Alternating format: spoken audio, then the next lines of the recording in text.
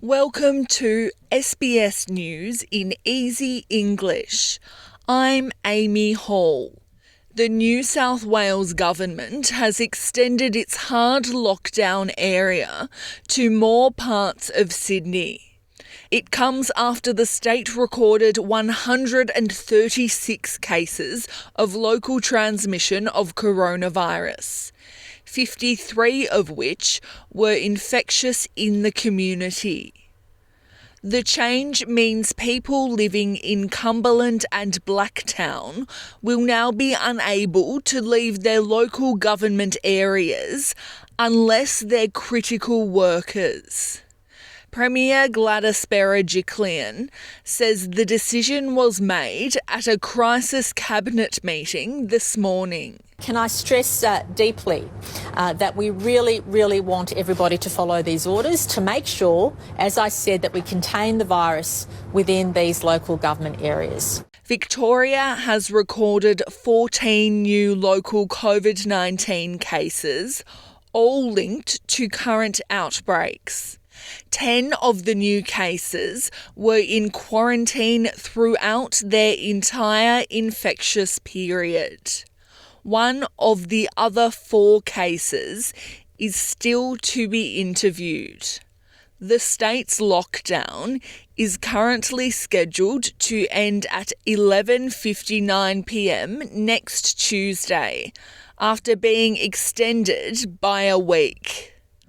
One new case of the Delta variant of coronavirus has been detected in Queensland. The case is a Qantas flight attendant who's been on multiple flights across the state. The woman worked on 6 flights between Brisbane, Gladstone, Longreach and Hervey Bay between the 11th and 13th of July. Deputy Premier Stephen Miles says she was possibly infectious from the 11th. Given this is some time ago, if we can get all of the passengers tested, that will give a picture of whether there is a greater risk here than we're currently aware of. Australia's medical regulator has approved the use of Pfizer's COVID-19 vaccine for children aged 12 to 15.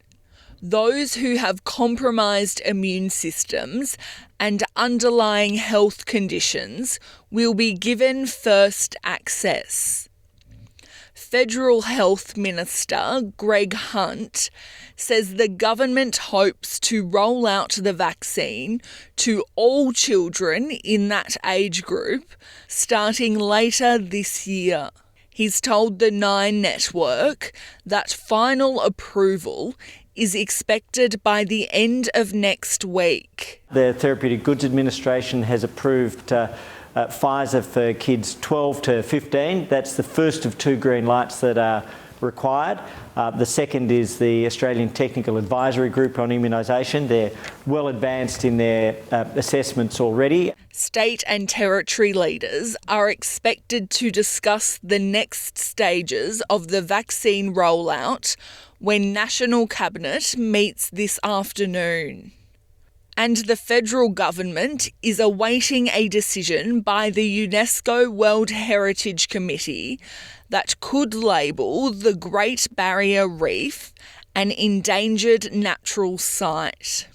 The committee, which is meeting virtually and in the Chinese city of Fuzhou, is expected to vote on the draft decision tonight. Some Australian politicians have publicly campaigned against the reef being classified as in danger, as they fear it will hurt the image of the natural wonder. I'm Amy Hall. This is SBS News in Easy English.